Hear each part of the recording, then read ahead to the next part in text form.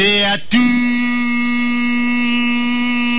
bonjour. Walfadjri L'Aurore ce matin parle de réorganisation de la communauté mouride à Dakar. À ce sujet, Aladji Mohamedou Lamine Barambake Falilou limoge son représentant dans la capitale, informe l'aîné des quotidiens de L'Aurore. Ce journal, sous la plume d'Abdoulaye Bamba Sall, note en effet que le khalife général Koulou Mouride destitue El Hadj Ndiagagé au profit de Mbaki Oufay. Donc, l'homme d'affaires Mbaki Oufay est le représentant Bestak de Serigne Barambake Falilou à Dakar, indique Walfadjri L'Aurore. Ce journal revient aussi sur l'arrestation d'Alex Segura en Europe en révélant que le FMI dément et précise avoir restitué le Nuo Mouride. En clair, l'institution annonce la restitution du cadeau monétaire substantiel aux autorités sénégalaises. Au chapitre des réactions, Walfadjri L'Aurore affiche le Kouroubaïfal de Ousmane Tanor Dieng. Le patron des socialos soutient que Alex Segura est aussi punissable que celui qui lui a donné l'argent, et écrit Walfadjri L'Aurore. Dans le messager, c'est Samba Alar Astafourla Babacar Gueye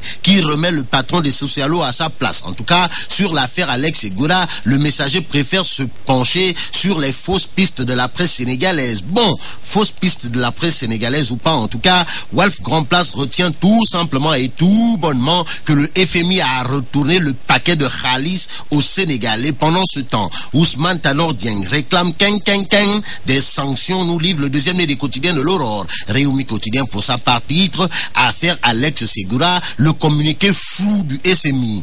Communiqué flou car des délits douaniers et bancaires ont été commis, et malgré tout le tcharan autour de cette affaire, Réumi Quotidien note qu'elle a été étouffée pendant 15 jours. Cependant, le Sénégal risque de lourdes sanctions, avertit le quotidien Réumi. Tout compte fait, l'Office Quotidien sur l'affaire Alex Segura titre le FMI retourne la patate chaude à Dakar. À côté du cadeau de Segura Alex, l'Office Quotidien revient sur l'appel au dialogue politique de Ndiombor. Sur ce point, l'RL Askanui parle de réaction et dissuade l'opposition. Dans l'opposition, on semble avoir compris la mafia, car dans Walf Grand Place, Ousmane Tanor Dieng se prononce sur le dialogue politique national. Le deuxième né des quotidiens de L'Aurore renseigne que pour Tanor Dieng, Mamboy veut un show médiatique, et plus qu'il en est ainsi, le populaire révèle que Ousmane Tanor Dieng déchire la lettre de Wade. Selon Tanor Dieng, c'est un informel, le dialogue ne se fait pas sur la place publique.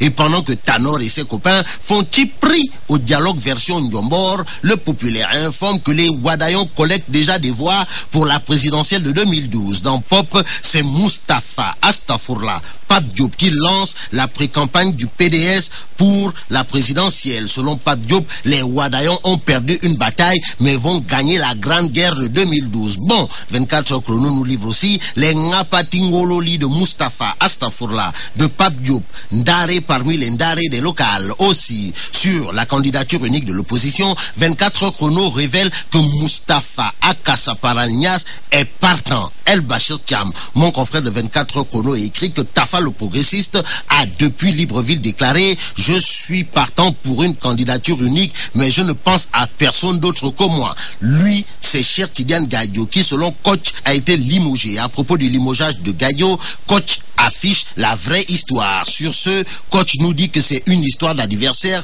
qui a tout précipité. L'As Quotidien se précipite sur l'extrait du livre de Cheikh Yérim Seck. En effet, Cheikh Yérim Seck est l'auteur d'un livre intitulé Kéba Mbaye, parcours et combat d'un grand juge, informe L'As Quotidien ce matin. Et dans ce livre, l'auteur Cheikh Yérim Seck explique que Kéba Mbaye a été un père modèle, un sportif accompli, un travailleur acharné, renseigne L'As Quotidien. Aussi, ce journal nous apprend que dans son livre, Cheikh Yérim Seck révèle le film de la démission de Kéba Mbaye en 1993. Histoire pour Cheikh Yérim Seck de comprendre et de faire comprendre que Dieu est grand, mais Kéba Mbaye n'est pas petit. Restons avec L'As Quotidien qui parle de banditisme grammatical en citant Ndeye Cissé, Ablaye Faye et Doudou Wade. Ces trois personnalités ont, d'après L'As Quotidien, rivalisé d'ardeur en termes de faute. Et la grosse faute est venue de Doudou Wade, le Wadayon en chef du groupe parlementaire libéral. En effet, nous livre L'As Quotidien,